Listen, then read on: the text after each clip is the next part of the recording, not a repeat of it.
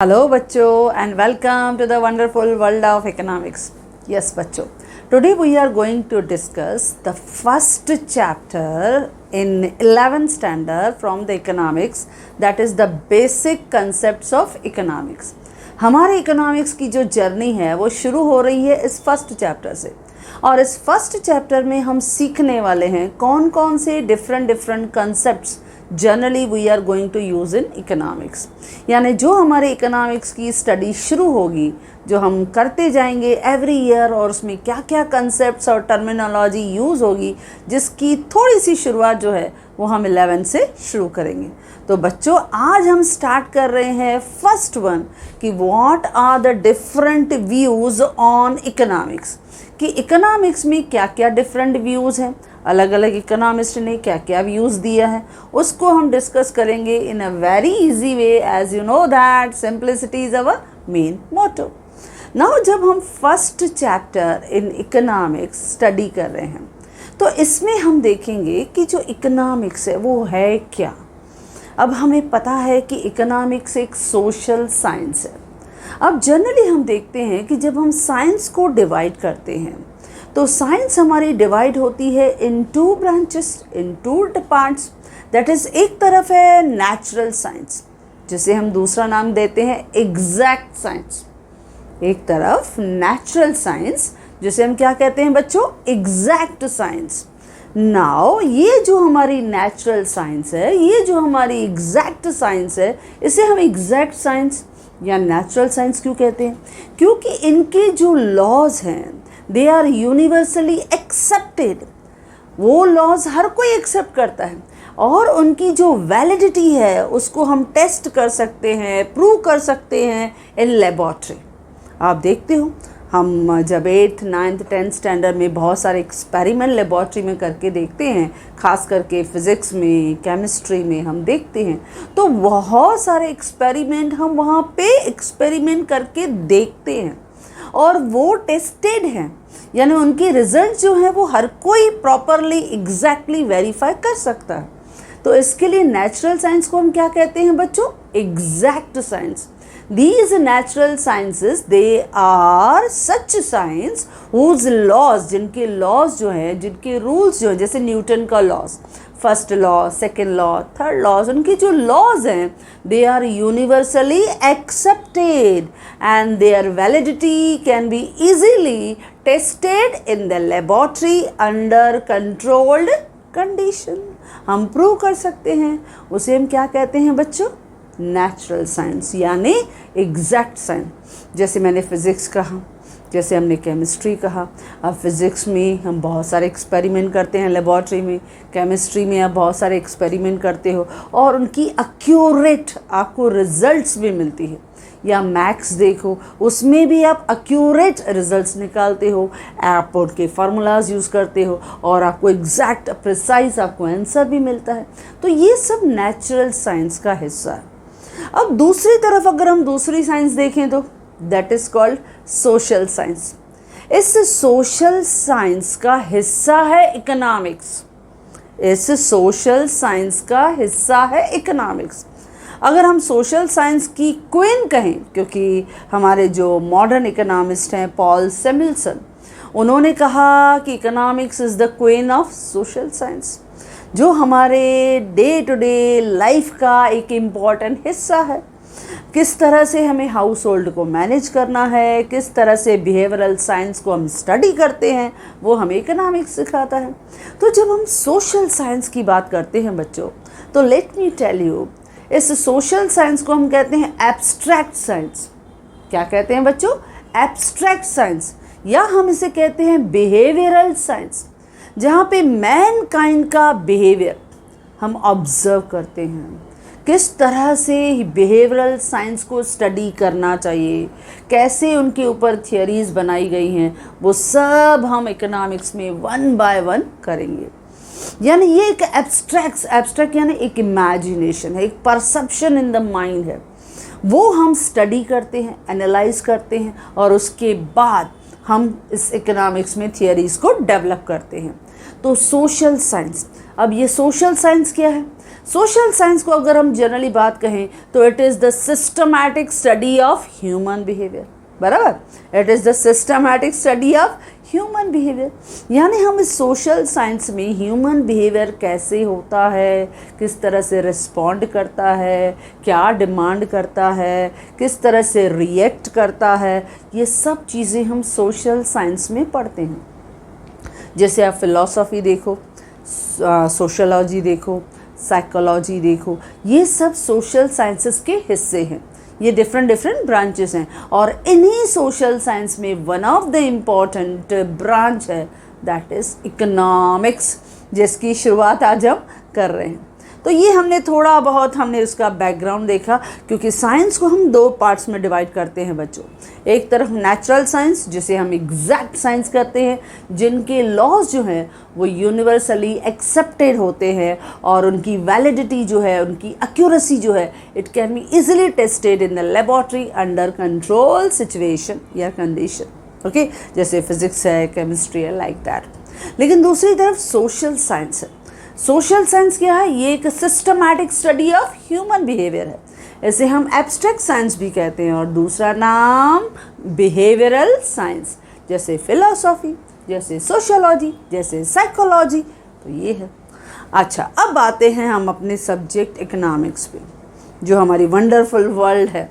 Now इस wonderful world economics का जो नाम डिराइव्ड हुआ है, वो डिराइव्ड हुआ है from the Greek word oikonomia. Greek word oikonomia. Oikonomia means management of household. हमें घर कैसे मैनेज करना चाहिए, कैसे चलाना चाहिए, कैसे प्लान करना चाहिए, ये सब चीज़ें जो है हम इकोनॉमिक्स में सीखते हैं। और इकोनॉमिक्स इतनी अच्छी तरह से हमें सिस्टमैटिकली हर एक चीज़ को डेवलप करके देता है कि हमने कहा, जैसे पॉल सेमल्सन, अ मॉडर्न इकोनॉमिस्ट, इन्होंने कहा था कि इकोनॉमिक्स क्या है? वो है क्वीन ऑफ सोशल साइंस। अब मैं कह रही हूँ मॉडर्न इकोनॉमिस्ट, तो इसके लिए थोड़ी सी information for general knowledge purpose, हम थोड़ी बातें करते करते ना, हम अच्छा लगता है कि you should aware of this concept. Now जब हम इकोनॉमिक्स स्टडी करते हैं, हम यहाँ पे फर्स्ट क्वेश्चन जो हम डिस्कस कर रहे हैं, डिफरेंट व्यूज़ ऑन इकोनॉमिक्स। हम जब इकोनॉमिक्स पे डिफरेंट व्यूज़ करते हैं तो हम देखेंगे in the different phase of economy, in the different time of the economy, हमें डिफरेंट इकोनॉमिस्ट मिले हैं और हर इकोनॉमिस्ट के according to their economic situation उनके व्यूज़ अलग अलग हैं, उनकी सोच अलग अलग है। तो हमने कहा मॉडर्न इकोनॉमिक्स, तो टाइम बदला है। पहले शुरुआत हुई थी बहुत एंशिएंट टाइम में, जिसमें हम फर्स्ट कहते हैं कौटिल्याज व्यू। फर्स्ट आप देखोगे कौटिल्याज व्यू, यानी कौटिल्य का view according to them economics के बारे में वो क्या सोचते हैं। अब अगर हम कौटिल्य का व्यू देखें तो उन्होंने कहा था अर्थशास्त्र, जिसे हम इकोनॉमिक्स कहते हैं, तो अर्थ मतलब वेल्थ, शास्त्र मतलब साइंस, यानी science of wealth, science of acquiring and managing the wealth. हम कैसे वेल्थ को अक्वायर करेंगे, कैसे उसको मैनेज करेंगे। जब हम इस पर्टिकुलर सिस्टमैटिक इस स्ट्रैटेजी को समझ जाते हैं तो उसे हम क्या कहते हैं? अर्थशास्त्र। इसकी शुरुआत हुई थी, जैसे हमने कहा, कौटिल्य व्यू। अब कौटिल्य किसको हम कहते हैं? आपने नाम सुना है चाणक्य। अब ये जो चाणक्य था, जिसको हम विष्णुगुप्त भी कहते हैं, ये मौर्य पीरियड में आपने देखा था, चंद्रगुप्त मौर्य को बनाने के पीछे जो सबसे बड़ा क्रेडिट जाता है वो चाणक्य को जाता था। कि एक कॉमन मैन को, एक बच्चे को उसने देखा, उसमें इतना इनबॉर्न कैलिबर था कि उसने उस बच्चे को राजा बनाया विथ देयर कौटिल्य व्यू।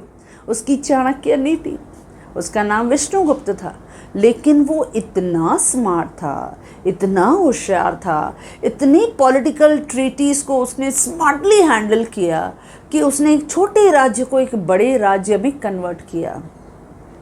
तो इसके लिए चाणक्य नीति को हम आज भी बहुत एडमायर करते हैं, अप्रिशिएट करते हैं। तो कौटिल्य व्यू जो है, ये पहला हमारे अर्थशास्त्र की बिगिनिंग जो हुई थी वो चाणक्य नीति से हुई थी, शुरुआत। जो हुई थी वो हमारे देश में विथ चाणक्य नीति के साथ की गई थी। जो हमने कहा मौर्य पीरियड में चंद्रगुप्त मौर्य को बनाने के पीछे पूरा जो क्रेडिट था वो हमारे विष्णुगुप्त या चाणक्य का था। He was the philosopher, he was the adviser, वो लीगल एडवाइज़र था, पूरे पॉलिटिकल स्ट्रेटजीज़ को डिसाइड करने वाला था और उसके साथ साथ वो उसको पूरी तरह से गाइड करता था कि कैसे पूरे राज्य को चलाना चाहिए। यानी ही was the main founder of economics. So what he thinks, वो क्या सोचता था फॉर द अर्थशास्त्र, उनके कौटिल्य की व्यूज़ क्या थे, वो ये सोचता था अकॉर्डिंग टू कौटिल्य यानी चाणक्य, उसके हिसाब से government has to play a very important role. यानी हमारी एक सिस्टम मशीनरी होनी चाहिए, राज्य दरबार को कैसे चलाना है उसके लिए रूल्स रेगुलेशन बनाना वो चाणक्य ने बनाया। यानी गवर्नमेंट का एक बहुत बड़ा इम्पॉर्टेंट रोल है। सेकंड उसने कहा necessary, it is very necessary to create the wealth and ensure the welfare of the state. यानी उसने ये कोशिश किया कि हम वो एफर्ट्स डालेंगे ताकि हमारे पास ज़्यादा से ज़्यादा वेल्थ क्रिएट हो जाए, यानी ज़्यादा से ज़्यादा हम राज्य को बढ़ाएं, ज़्यादा से ज़्यादा हम अपने पास रॉयल ट्रेजरी को कलेक्ट करें, जिससे हमारे स्टेट का यानी गवर्नमेंट का, हमारे राज्य का बहुत वेलफेयर लेवल बढ़े। यानी चारों तरफ भलाई भलाई हो, हर एक को काम काज हो, यानी हर कोई जो है वो इतना अपना जो लाइफ है अच्छी तरह से वो सरवाइव कर सके। ये सब एफर्ट्स हम डालें ताकि किसी के भी पास पॉवर्टी अनएम्प्लॉयमेंट ये नहीं रहे। ये एफर्ट्स जो हैं वो चाणक्य ने डाले। थर्ड जो था that he felt the need for the efficient administrative system. यानी उसने initially he was the first pioneer of the economic system in our country, जिसने सोचा कि एडमिनिस्ट्रेटिव सिस्टम एफिशिएंट होना चाहिए। यानी इस तरह से हर एक एरियाज़ में, हर एक स्टेट में उसने सब लोगों को इस तरह से काम को एलोकेट कर दिया, इस तरह से सबको उसने रिस्पॉन्सिबिलिटी दे दी ताकि एफिशिएंसी जो है वो हर एक की बढ़े और हमारा एडमिनिस्ट्रेशन सिस्टम जो है वो स्ट्रांग हो। तो ये it was again a very important part of Chanakya नीति, जिसको हम क्या कहते हैं बच्चों, कौटिल्य व्यू, यानी चाणक्य का व्यू था। नेक्स्ट ही इसका फिर सोचने का अंदाज था कि effective use of political ideas into अर्थशास्त्र। यानी हमने क्या कहा, अर्थशास्त्र, अर्थ यानी वेल्थ, शास्त्र यानी साइंस, वेल्थ ऑफ साइंस। यानी अर्थशास्त्र क्या है, it is a science of acquiring and managing the wealth. हम कैसे अपने राज्य का विस्तार कर सकते हैं, कैसे ज़्यादा से ज़्यादा दौलत कमा सकते हैं, सिर्फ वही उसी तरह से हम डिफरेंट पॉलिटिकल ट्रीटीज़ करते जाएंगे और हर चीज़ अपने राज्य को हमेशा सफल और समृद्ध बनाने के लिए, एक वेल ऑफ स्टेट बनाने के लिए हम एफर्ट्स डालेंगे। तो अकॉर्डिंग टू कौटिल्य व्यू क्या सोचता था, बहुत ईजी था। Number 1, government has to play important role. Number 2, it is necessary to create wealth. हम ज़्यादा से ज़्यादा वेल्थ जो है वो हमारे इकोनॉमी में, हमारे पॉलिटिकल टेरिटरी के अंदर हम क्रिएट करेंगे। यानी इतनी हम मेहनत करेंगे, इतने हम एफर्ट्स डालेंगे, इतना रोज़गार देंगे कि हमारे पास ज़्यादा से ज़्यादा वेल्थ आ जाए और उससे हमारे राज्य का, स्टेट का welfare level, standard of level बढ़े। Then it is there is a need for efficient administrative system. System हमेशा एफिशिएंट होना चाहिए, यानी हर चीज़ अगर सिस्टम के हिसाब से, रूल्स के हिसाब से फॉलो होगा तो बट नेचुरल कोई भी आपके लॉ एंड ऑर्डर में डिस्टर्बेंस नहीं होगा, यानी हर चीज़ प्रॉपर लॉ एंड ऑर्डर के हिसाब से चलेगा। Then effective use of political ideas, क्योंकि चाणक्य बहुत स्मार्ट था, अपने नेबरिंग कंट्रीज़ के साथ, राजा महाराजों के साथ ट्रीटी करना और फिर उनके साथ अच्छे रिलेशन रखना ताकि फिर उनके ओवर अटैक, काउंटर अटैक नहीं हो और हमारे जो पूरी राज्य की एरियाज़ है हम उनको बहुत अच्छी तरह से बढ़ा सकें। तो ये उन्होंने पॉलिटिकल आइडियाज़ यूज़ किया इन द अर्थशास्त्र ताकि ज़्यादा से ज़्यादा वेल्थ बढ़े और उनका जो गवर्निंग सिस्टम है वो ज़्यादा इफ़ेक्टिव और बेस्ट। तो ये था कौटिल्य व्यू। तो ये कौटिल्य का व्यू था। अब रिगार्डिंग द इकोनॉमिक्स उन्होंने इस तरह से सोचा। अच्छा, अब ये था फर्स्ट व्यू। अब इससे थोड़ा आगे चले। अब थोड़ा आगे चढ़ते हैं तो हम चलते हैं, कहाँ पे पहुँचते हैं? We will try to reach in the 18th century. अब जब हम 18 सेंचुरी में आते हैं तो 18 सेंचुरी में हमारे इकोनॉमिस्ट आते हैं जो क्लासिकल इकोनॉमिस्ट के नाम से ज़्यादा पॉपुलर हैं, जिसमें है एडम स्मिथ। अब जब ये नाम हमारे सामने आता है एडम स्मिथ, तो आप बताओ बच्चों ये एडम स्मिथ क्या है? ये एडम स्मिथ वो पर्सन है जिसने इकोनॉमिक्स को जन्म दिया, यानी हम इसे कहते हैं ही is the father of economics.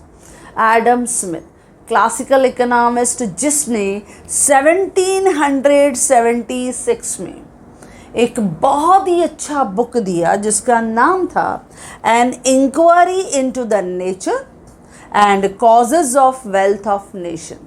लेकिन जो वेल्थ ऑफ नेशन है ये नाम से तो ज़्यादा पॉपुलर है, पूरा नाम हमें ध्यान में नहीं भी आएगा। आप देखोगे हमेशा ये आपके ध्यान में रह जाएगा कि 1776 में एडम स्मिथ ने एक बुक लिखा था जिसका नाम था an inquiry into nature and causes of wealth of nation, लेकिन हम उनको शॉर्ट फॉर्म में याद रखते हैं वेल्थ ऑफ नेशन। इसके लिए हमेशा हम ये भी कहते हैं कि एडम स्मिथ का जो व्यू था, उसकी जो सोच थी, इमेजिनेशन था for the economics, it is the wealth oriented definition. यानी उसने अपने इस बुक में 1776 में जो ये बुक लिखा, बुक का नाम क्या था? An inquiry into the nature and causes of wealth of nation.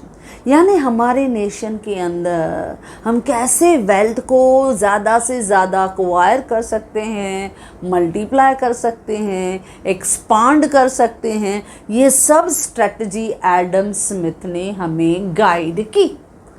तो एडम स्मिथ को हम कहते हैं ही is the father of economics, जिसने सिस्टमैटिकली हमें एक ब्रांच दी जिसको हम क्या कहते हैं? इकोनॉमिक्स। अब इसका व्यू जो एडम स्मिथ, जिसको हम क्लासिकल इकोनॉमिस्ट कहते हैं, 18th सेंचुरी में इन्होंने जो व्यू दिया, अब इनकी सोच क्या थी फॉर द इकोनॉमिक्स? उन्होंने कहा number 1, there is no government का इंटरवेंशन, यानी गवर्नमेंट का इंटरवेंशन नहीं होना चाहिए, मतलब laissez faire policy. Laissez faire policy यानी देयर इज़ नो गवर्नमेंट का इंटरवेंशन, यानी free working of the economy. यानी प्रोड्यूसर है, he is free to produce, उसे जो प्रोड्यूस करना है वो प्रोड्यूस कर सकता है। जो कंज्यूमर है, he is free to purchase, उसे जो परचेज करना है according to their taste, according to their preference, according to their choice, according to their income, they can purchase. लेकिन government will not interfere in the decisions of producer और consumer. तो इसके लिए first जो Adam Smith ने कहा, उसने कहा देयर इज़ नो गवर्नमेंट का इंटरवेंशन, गवर्नमेंट इंटरफेयर नहीं करेगी, यानी there must be a free working of the economy. It was the first जो हमें थॉट दिया एडम स्मिथ ने, किस में दिया? अपने बुक में। कब लिखा बुक? 1776 में।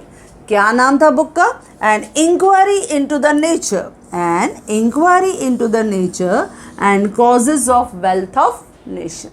लेकिन इसका पॉपुलर नाम क्या है बच्चों? Wealth of nation. अब इन्होंने कहा सबसे पहली पॉइंट, गवर्नमेंट इंटरफियर नहीं करेगी। अगर गवर्नमेंट इंटरफियर नहीं करेगी तो इसको हम क्या कहते हैं? Laissez faire policy. ये पहला रूल। सेकंड, उन्होंने कहा there must be proper division of labour in the economy. Best उन्होंने रूल दिया, प्रॉपर डिवीजन ऑफ लेबर। जब प्रॉपर डिवीजन होता है, इसका मतलब right person will be appointed at right place at right time. यही रीज़न है जब हम डिवीजन ऑफ लेबर करते हैं तो स्पेशली कॉमर्स की एक दूसरा भी एक सब्जेक्ट आता है, that is organisation of commerce. लेकिन उसमें हम एक और चीज़ सीखते हैं, organisation of commerce and management. जब हम मैनेजमेंट की बात करते हैं तो मैनेजमेंट एक आर्ट है of getting work done through from their employees, from their subordinates. तो वो कैसे काम करना है वो हम ओसी में सीखते हैं, हम मैनेजमेंट के प्रिंसिपल्स में सीखते हैं। अब इकोनॉमिक्स में भी जनरली हम देखते हैं कि इकोनॉमिक्स में भी हम जब सीखते हैं कि जब भी कोई स्ट्रेटजी प्रोड्यूसर फॉलो करता है तो उसमें भी प्रोड्यूसर जब डिसीजन लेता है तो he must follow division of labour, यानी उसको राइट पर्सन राइट प्लेस पे अपॉइंट करना है एट राइट टाइम पे। इससे क्या होगा, अगर सही पर्सन जिसको काम की नॉलेज है आपने उसको ही वहीं पे अपॉइंट किया तो आपका आउटपुट लेवल बढ़ेगा, आपकी प्रोडक्टिविटी बढ़ेगी, आपका प्रोडक्शन कैपेसिटी बढ़ा तो आपकी इनकम बढ़ेगी, आपका प्रॉफिट बढ़ेगा।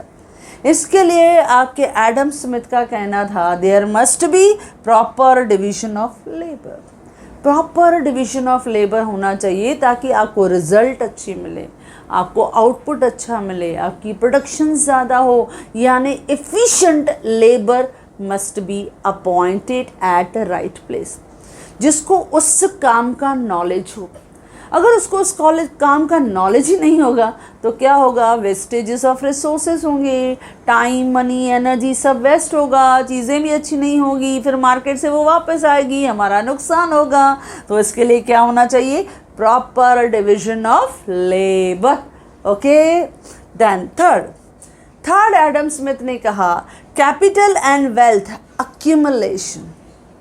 अपने वेल्थ ऑफ नेशन इस बुक में हमें एडम स्मिथ ने सिखाया किस तरह से हमें कैपिटल को इन्वेस्ट करना चाहिए, किस तरह से हमें वेल्थ का अक्यूमुलेशन करना चाहिए, किस तरह से हम वेल्थ को और एक्सपांड कर सकते हैं और अपनी लेवल को हम बढ़ा सकते हैं। ये सब एफर्ट्स जो हैं वो हमें एडम स्मिथ ने हमें सिखाए, क्योंकि इसका मेन डेफिनेशन क्या था, it was wealth oriented definition. Wealth oriented यानी हमें अपने इकोनॉमी की वेल्थ कैसे बढ़ानी है, किस तरह से डिफरेंट टाइप की इंडस्ट्रीज़ जो हैं वो हमें स्टार्ट करनी है, किस तरह से हर प्रोडक्टिव एक्टिविटी को हमें कंडक्ट करना है, किस तरह से एग्रीकल्चर एरिया से हमें रॉ मटेरियल जो होगा वो सेकेंडरी सेक्टर में हमें ट्रांसफ़र करना है, सेकेंडरी से टर्शरी सेक्टर में ट्रांसफ़र करना है, सो दैट वेल्थ और कैपिटल का ज़्यादा से ज़्यादा अक्यूमुलेशन हो। तो ये सब स्ट्रैटेजी हमें एडम स्मिथ ने बताई। नेक्स्ट था fourth one, that is nature's law in economic activities. यानी जो भी हम इकोनॉमिक एक्टिविटीज़ फॉलो कर रहे हैं उसमें हमें नेचर के लॉ के साथ कोऑर्डिनेट करके चलना चाहिए। देखो, जब मानसून सीजन आता है हम उसी हिसाब से प्रिपरेशन करते हैं ताकि एग्रीकल्चर प्रोडक्टिविटी बढ़े, एग्रीकल्चर से हमें प्रोडक्टिविटी ज़्यादा होगी, रॉ मटेरियल ज़्यादा होगा तो बट नेचुरल हमारा सेकेंडरी सेक्टर मजबूत होगा।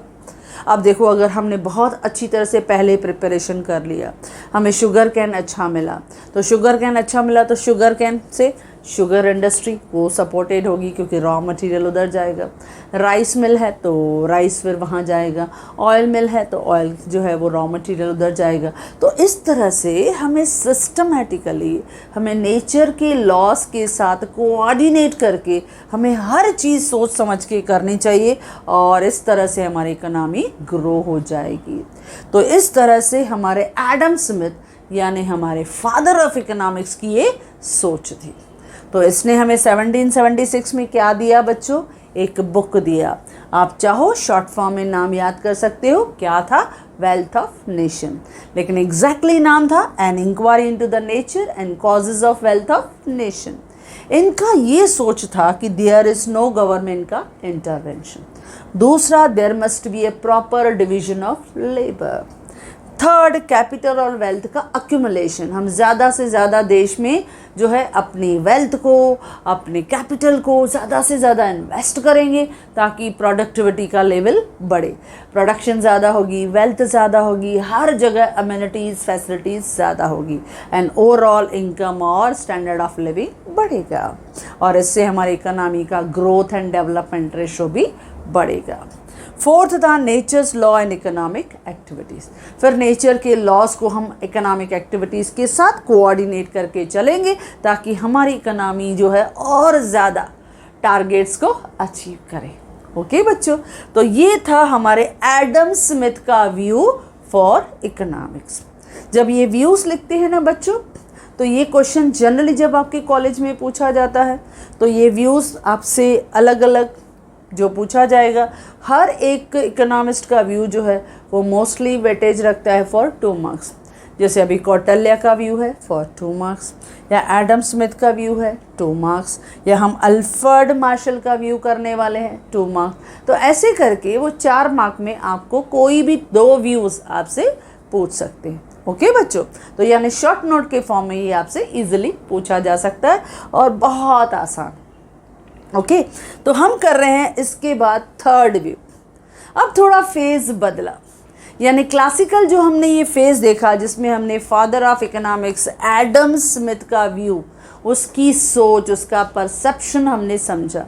अब क्लासिकल इकोनॉमिस्ट में जब हम पुराने इकोनॉमिस्ट देखते हैं तो एडम स्मिथ था, डेविड रिकार्डो था, जे.एस. मिल था, या टी.आर. माल्थस था। ये सब इकोनॉमिस्ट जो थे वो क्लासिकल इकोनॉमिस्ट जो ज़्यादातर 18th सेंचुरी में ज़्यादातर एक ही सोच रखते थे। अब थोड़ा टाइम बदला। अब जब टाइम बदला, फेस बदला, तो उस फेस में हमारे सामने आए फिर एक न्यू क्लासिकल इकोनॉमिस्ट। जब हम कहते हैं नियो क्लासिकल, तो नियो क्लासिकल न पुराने हैं न पूरी तरह से मॉडर्न हैं, दोनों के बीच के फेज़ में हम इकोनॉमिस्ट मिले, और जिसमें से हमें एक सबसे बेस्ट इकोनॉमिक्स की थियरीज अगर हमें किसी ने समझाई है तो वो है अल्फ्रेड मार्शल व्यू। अब ये जो अल्फ्रेड मार्शल है, इसको तो हमने कहा है कि ये हमारे माइक्रो इकोनॉमिक्स का, अगर हम कहें कि पूरी ब्रांच जो हमें दी है, it is the whole credit, entire credit goes to the Alfred Marshall. क्योंकि अल्फ्रेड मार्शल को हम कहते हैं कि इसने हमें अपनी इकोनॉमिक्स की एक ऐसी, जैसे हमने कहा माइक्रो इकोनॉमिक्स, हम बढ़ेंगे इसको आगे और डिटेल में लेंगे, लेकिन उनका जो व्यू था इकोनॉमिक्स के लिए वो था वेलफेयर ओरिएंटेड। क्योंकि एडम स्मिथ ने क्या कहा, वेल्थ ओरिएंटेड, लेकिन मार्शल की सोच एडम स्मिथ से थोड़ी अलग थी। उन्होंने कहा कि वेल्थ एक अलग चीज़ है, कि we are having the wealth, लेकिन वेल्थ के साथ साथ वेलफेयर, किस तरह से हम अपने लाइफ को जीते हैं, किस तरह से अमेनिटीज़ को एंजॉय करते हैं, किस तरह से टेस्ट, प्रेफरेंस, फैशंस को हम इंजॉय करते हैं, किस तरह से हमारा कंजम्पशन है, सेटिस्फैक्शन है, यूटिलिटी है, ये सब जो है वो हमारे लाइफ का वेलफेयर लेवल, सेटिस्फैक्शन लेवल बढ़ाता है। तो इन्होंने कहा कि हमारी जो एक कॉमन मैन है उसकी ऑर्डिनरी लाइफ कैसे होनी चाहिए, किस तरह से हमारी बहुत सारी रिक्वायरमेंट को हम बेस्ट वे में सेटिस्फाई करें, ये वेलफेयर ओरिएंटेड डेफिनेशन दिया अल्फ्रेड मार्शल को। अब अगर हम अल्फ्रेड मार्शल की बात करते हैं, हमने कहा नियो क्लासिकल इकोनॉमिस्ट है। अब इस इकोनॉमिस्ट ने वेलफेयर ओरिएंटेड हमें डेफिनेशन दिया, यानी हम अपनी लाइफ को एंजॉय कैसे करें, किस तरह से अपना ओवरऑल स्टैंडर्ड ऑफ लिविंग बढ़ाएं, ये सोच बदली हमारी अल्फ्रेड मार्शल ने। अब अल्फ्रेड मार्शल ने 1980 में एक बुक दिया, principles of economics. Principles of economics यानी इकोनॉमिक्स की क्या रूल्स होने चाहिए। नाम सुनने में थोड़ा लग रहा है भाई क्या रूल्स होंगे, लेकिन बहुत इजी। मतलब all the students generally love this economist Alfred Marshall, क्योंकि जब हम 12th स्टैंडर्ड की जर्नी चालू करेंगे ना बच्चों, तो उसका फर्स्ट सेमेस्टर एक इसी हीरो को जाएगा, यानी Alfred Marshall. He is the hero of first semester, Alfred Marshall, जो हमें माइक्रो इकोनॉमिक्स सिखाएगा, यानी एक day to day regular life कैसे हमारी रहती है, किस तरह से हम डिमांड करते हैं, क्या सप्लाई करते हैं, किस तरह से टेस्ट, प्रेफरेंस, फैशन को रिस्पॉन्ड करते हैं, किस तरह से हैबिट हमारे डिमांड को असर करती है, क्या होती है हमारे डे टू डे लाइफ की satisfaction, like that so many common topics are discussed by Alfred Marshall. यानी ऑर्डिनरी मैन की लाइफ कैसी होनी चाहिए, कैसे वो बहुत सारे फैक्टर्स से अफेक्टेड होती है, और ह्यूमन बिहेवियर पे लॉ जिसने बनाया है वो है अल्फ्रेड मार्शल। यानी इफ़ आई विल से, अगर मैं अपना व्यू दूँ तो I will say he is the Einstein of micro economics.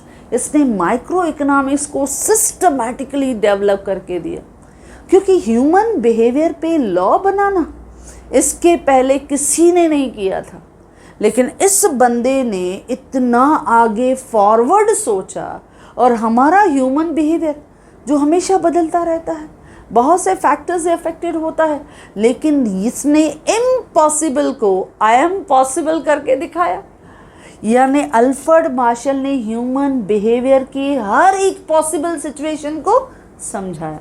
लेकिन नॉट दिस ईयर बच्चों, नेक्स्ट ईयर 12th में हम पढ़ेंगे, फर्स्ट सेमेस्टर जो होगा वो इसी हीरो को जाएगा, अल्फ्रेड मार्शल को। ओके बच्चों, लेकिन फिलहाल थोड़ा देखेंगे क्या बोला है अल्फ्रेड मार्शल ने। नाउ अल्फ्रेड मार्शल का डेफिनेशन क्या है बच्चों? हमने क्या कहा, ये वेल्थ ओरिएंटेड डेफिनेशन, यानी वेलफेयर ओरिएंटेड डेफिनेशन है, क्योंकि वेल्थ ओरिएंटेड डेफिनेशन किसने दिया? एडम स्मिथ ने।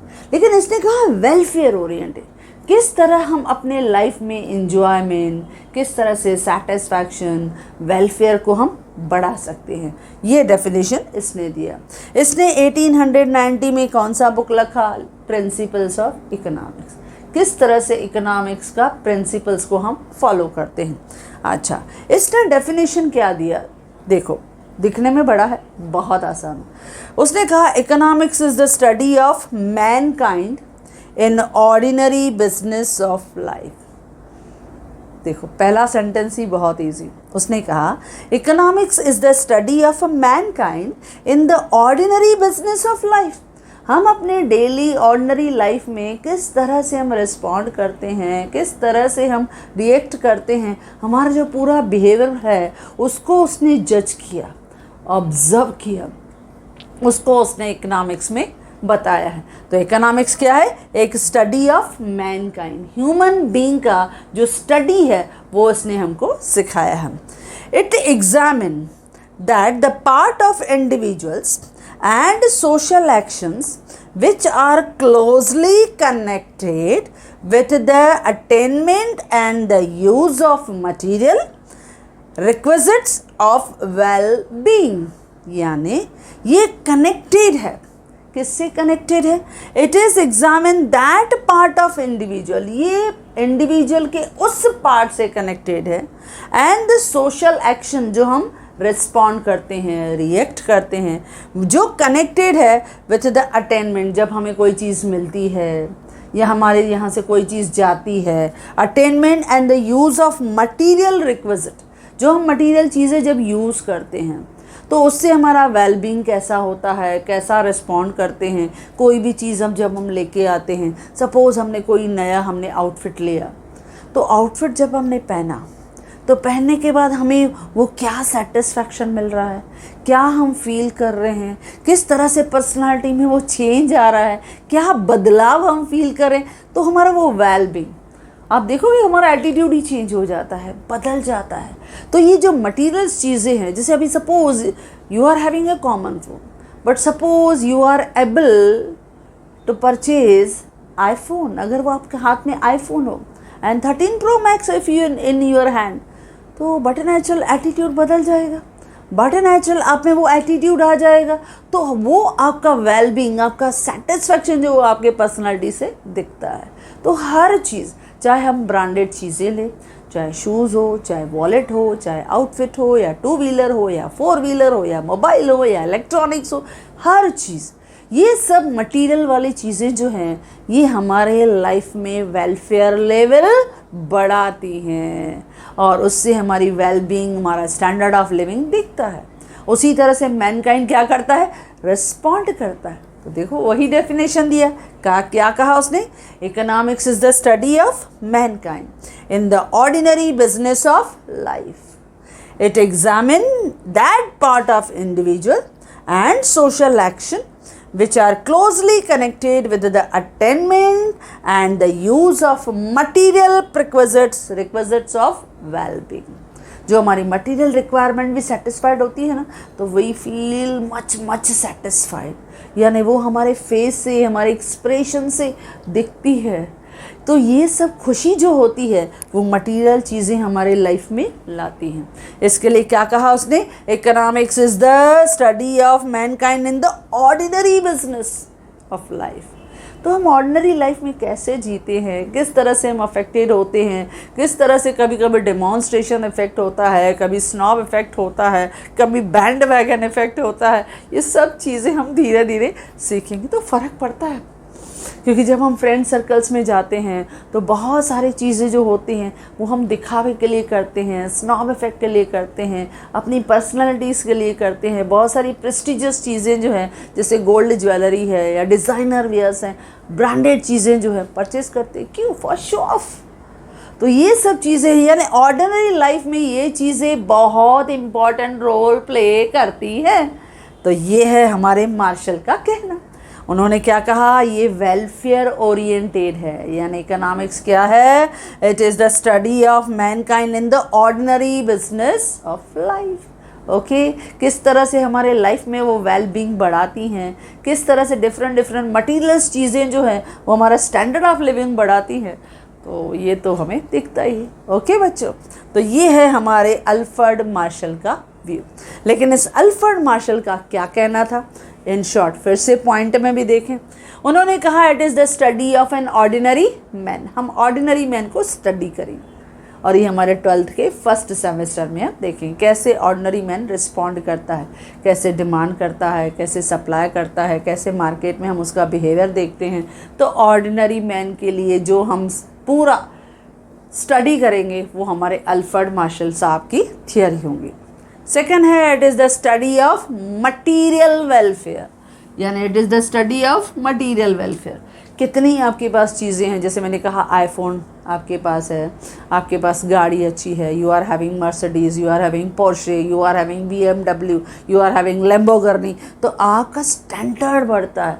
तो ये मटीरियल वेलफेयर, वो आपकी डिग्निटी, वो आपकी पोजीशन को इन्हांस करते हैं। Economics is a behavioural science. आप कैसे बिहेव करते हो, आप कैसे रिएक्ट करते हो, कैसे आप फैक्टर्स से अफेक्टेड होते हो, ये सब हम पढ़ने वाले हैं अल्फ्रेड मार्शल के साइंस में, यानी उसकी इकोनॉमिक्स में। Then economics is not simply the study of wealth. खाली वेल्थ की स्टडी नहीं है, वेलफेयर की स्टडी है। वेल्थ नहीं, वेलफेयर। हम अपना स्टैंडर्ड ऑफ लिविंग कैसे बढ़ाते हैं, हम अपना बिहेवियर कैसे चेंज करते हैं due to availability of material, that is the more important. तो क्या है अल्फ्रेड मार्शल की सोच, it is the study of ordinary man, it is the study of material welfare, it is the behavioural science, और economics is not simply the study of wealth. समझ में आया बच्चों? इजी है। बस हमने शुरू में लिखा कि अल्फ्रेड मार्शल ने 1980 में क्या लिखा था, एक बुक, क्या नाम था उसका, प्रिंसिपल ऑफ इकोनॉमिक्स।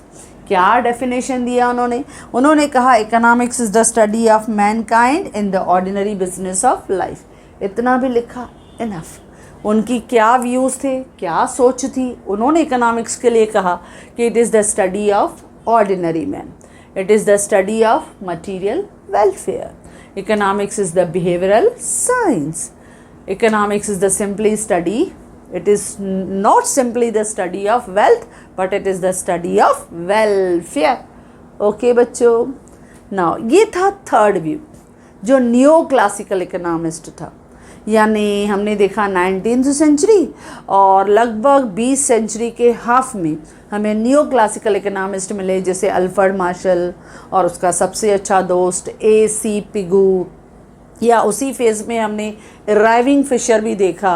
इन सब के व्यूज़ लगभग सिमिलर थे, जिन्होंने हमें बहुत सी अच्छी अच्छी इकोनॉमिक्स की थियरी सिखाई है, जो हम अपनी जर्नी में धीरे धीरे करते जाएंगे। ओके बच्चों, अब हम चलते हैं मॉडर्न व्यू में, यानी हमारे 20th सेंचुरी, 21st सेंचुरी, जिसमें मॉडर्न इकोनॉमिस्ट आ गए।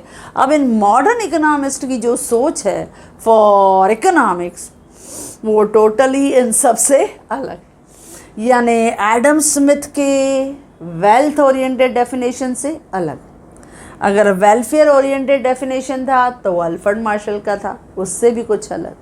उससे कुछ अलग हमारे जो मॉडर्न इकोनॉमिस्ट हैं, that is professor Lionel Robins view. ये जो प्रोफेसर लायोनेल रॉबिन्सन हैं, ये मॉडर्न इकोनॉमिस्ट हैं। उन्होंने कहा इकोनॉमिक्स में जब हम बात करते हैं तो जनरली हम बात करते हैं कि हमारी इकोनॉमी में हम देखते हैं कि इकोनॉमिक्स इज़ द स्टडी। ये स्टडी किसके बीच में है? ये स्टडी है between the unlimited wants and limited means. यानी इसका डेफिनेशन है स्केर्सिटी ओरिएंटेड डेफिनेशन। स्केर्सिटी यानी शॉर्टेज। अब मॉडर्न इकोनॉमिस्ट का ये कहना है कि जब हम ह्यूमन बिहेवियर को ऑब्जर्व करते हैं आजकल, जब मनी सबसे ज़्यादा इम्पॉर्टेंट रोल प्ले करती है, क्योंकि हर एक का सपना टू हैव मनी, हर कोई चाहता है to earn more and more stock of money so that we will enjoy a very higher standard in our life. हमारा लाइफस्टाइल बहुत लैविश हो, हर तरह के कंफर्ट्स और अमेनिटीज़ को एंजॉय करें, ये हम चाहते हैं। लेकिन आप देखो, जो हम चाहते हैं क्या हम उसे सेटिस्फाई कर पाते हैं? नहीं। क्यों नहीं? क्योंकि हम जो चाहते हैं उसके लिए जितना पैसा चाहिए उतना हमारे पास नहीं है। लेकिन हमारी वांट्स बहुत ज़्यादा हैं, अनलिमिटेड वांट्स हैं, लेकिन उनको सेटिस्फाई करने के लिए जो मीन्स हैं, यानी चाहे वो मनी हो, चाहे मटेरियल हो, चाहे रिसोर्सेज हो, वो बहुत लिमिटेड होते हैं। तो इसके लिए लायोनेल रॉबिन्सन, हमारे जो मॉडर्न इकोनॉमिस्ट हैं, उन्होंने हमें स्केर्सिटी ओरिएंटेड डेफिनेशन दिया। अब इन्होंने 1932 में एक बुक लिखा, that is an essay on the nature and significance of economic science. क्या कहा हमने? उन्होंने 1932 में एक बुक लिखा, that is an essay on the nature and significance मतलब इम्पोर्टेंस ऑफ इकोनॉमिक साइंस। तो किस तरह से इकोनॉमिक साइंस का इम्पोर्टेंस है, किस तरह से हम उसके अफेक्टेड होते हैं, उनका रिलेशनशिप उन्होंने इस 1932 में इस बुक में लिखा कि an essay on nature and significance of economic science. अब इन्होंने क्या डेफिनेशन दिया इकोनॉमिक्स के बारे में? उन्होंने कहा कि इकोनॉमिक्स इज़ अ साइंस, ये वो साइंस है विच स्टडी ह्यूमन बिहेवियर, जो स्टडी करता है ह्यूमन का behaviour as a relationship between ends and scarce means. जब हम बोलते हैं ना एंड्स मतलब वांट्स, यानी हमारी बहुत सारी इच्छाएं जो हमारे ब्रेन में चलती रहती हैं। तो बिटवीन एंड्स, जो हमारी एंड्स हैं यानी हमारी वांट्स हैं, एंड स्केर्स मीन्स लिमिटेड, आपके हाथ में मीन्स हैं, रिसोर्सेज हैं, विच हैव अल्टरनेटिव यूजेस। देखो कितनी मज़ेदार बात बोली कि सपोज अभी अगर मैं कहूँ कि I am having 1000 in my hand, अब 1000 मेरे हाथ में है। अब उस 1000 में suppose I am standing in the mall, मैं कहीं मॉल में हूँ, now in front of me so many things are there. अब उस 1000 में how can I satisfy my unlimited wants? तो क्या होता है, हमारे माइंड में बहुत सारे एंड्स हैं, यानी आई वॉन्ट आउटफिट चाहिए, या सपोज़ हमें एक पिज़्ज़ा चाहिए, एक बर्गर भी अच्छा लग रहा है, कोल्ड ड्रिंक भी अच्छा लगता है, स्टारबक्स का कॉफ़ी भी अच्छा लग रहा है। Now what I will do? देखो हमने क्या कहा, बिटवीन एंड्स हैं, लेकिन मीन्स ओनली लिमिटेड, बहुत लिमिटेड हैं। Scarce means which have alternative uses, उसके यूजेस भी अल्टरनेटिव है। Either I can take this और आई विल परचेज दैट, यानी उसके बीच में हमारे माइंड में क्या चलती है, वॉर चलती है, व्हाट आई विल डू, क्या मैं परचेज करूं, किस तरह से उन 1000 में मेरी इतनी सारी वांट्स में से some selected wants I will satisfy. तो ये होता है हमारी एक्चुअल लाइफ, हम जो कमाते हैं। अब देखो से फॉर एग्जांपल आपने अपने ही घर में देखा होगा अब आपने अपने घर में देखा होगा, आपके घर में जो हेड ऑफ फैमिली है वो कमाता है।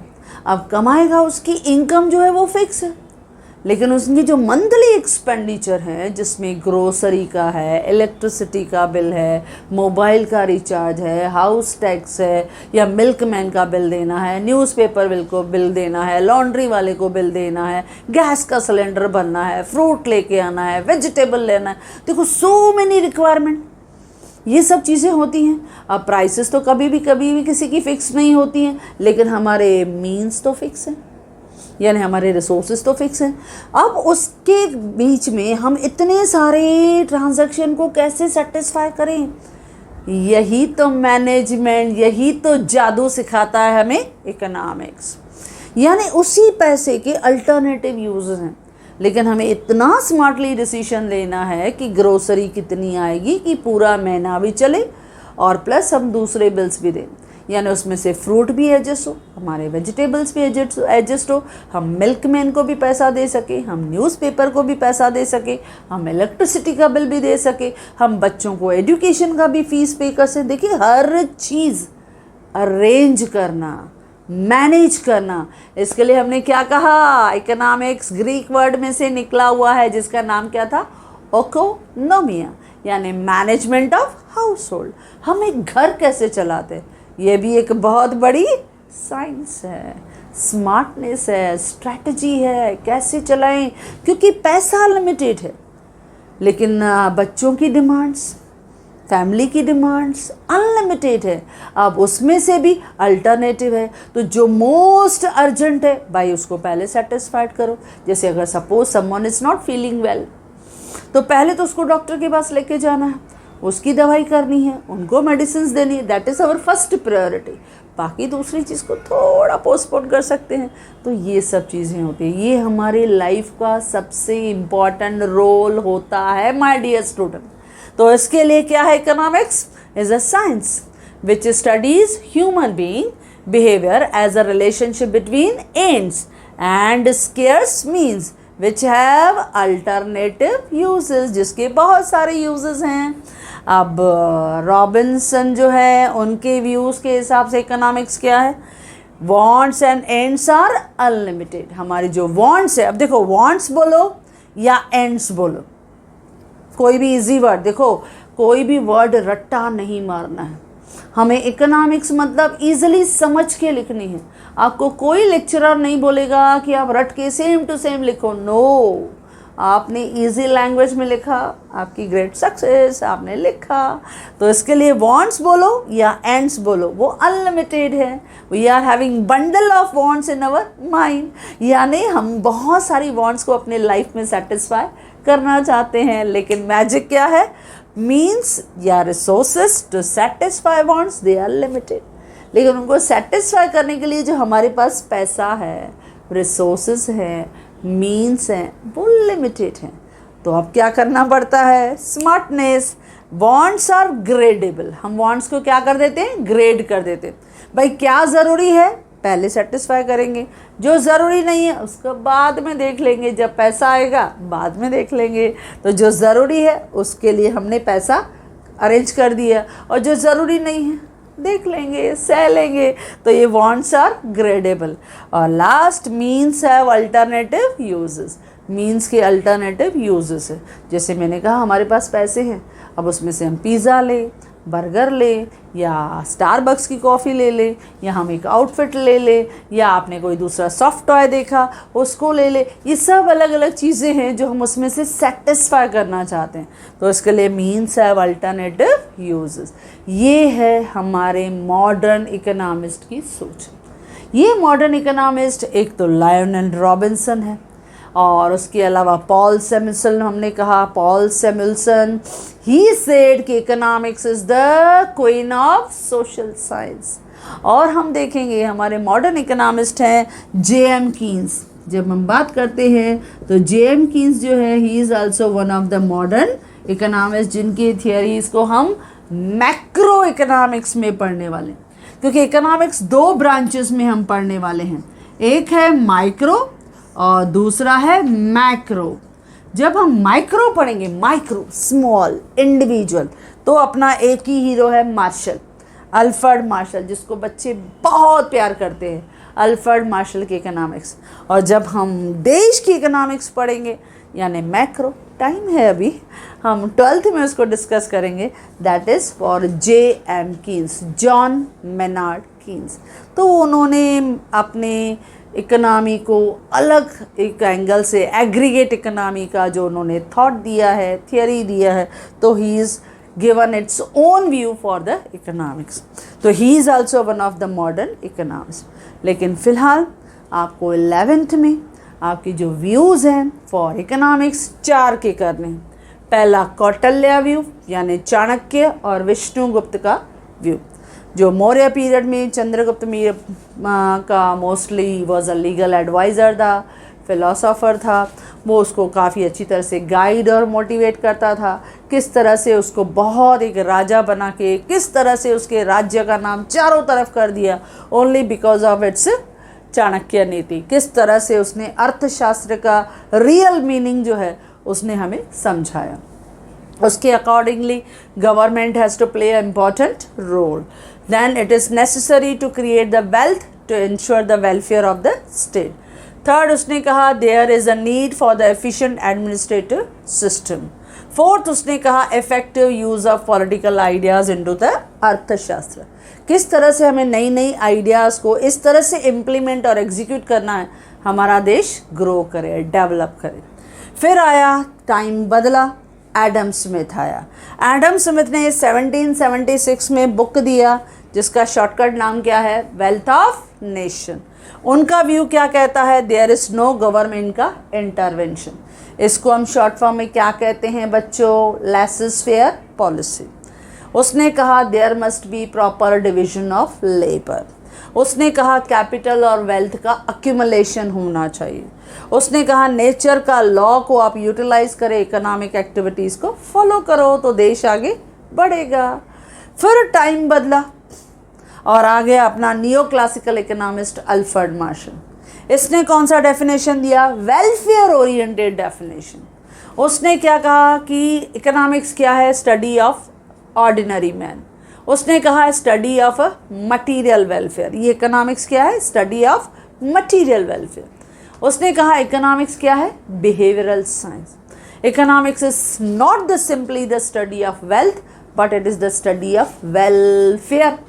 ओके, फिर आया एक चौथा phase, modern phase, that is professor Lionel Robinson. उसने कौन सा डेफिनेशन दिया, स्केर्सिटी ओरिएंटेड डेफिनेशन। उसने कहा इकोनॉमिक्स एक वो साइंस है जो स्टडी करती है मैन का relationship between the ends, unlimited wants and scarce means which have alternative uses. यानी अकॉर्डिंग टू हिम वांट्स कहो या एंड्स कहो, दे आर लिमिटेड। मीन्स या resources to satisfy the wants, they are limited. और wants are gradable. और last, means have alternative uses. तो बच्चों ये थे 4 अलग अलग व्यूज़ फॉर इकोनॉमिक्स जो हमने शुरुआत किया। लेकिन ये सब एक साथ आपसे नहीं पूछा जाएगा, ये आपसे कोई भी 2 व्यूज़ फॉर 4 मार्क के लिए आपसे पूछ सकते हैं। Kautilya view, Adam Smith view, या एडम स्मिथ और अल्फ्रेड मार्शल का व्यू, या अल्फ्रेड मार्शल और लायोनेल रॉबिन्सन का व्यू। कोई भी व्यू आपसे 4 मार्क के लिए पूछा जा सकता है, जो बहुत इजी है। आपने समझ लिया तो you can easily write in your exam. Okay बच्चों, so if you like this video you can share with your maximum friends, and if you want my handwritten notes, the link is given in the description box. Thank you.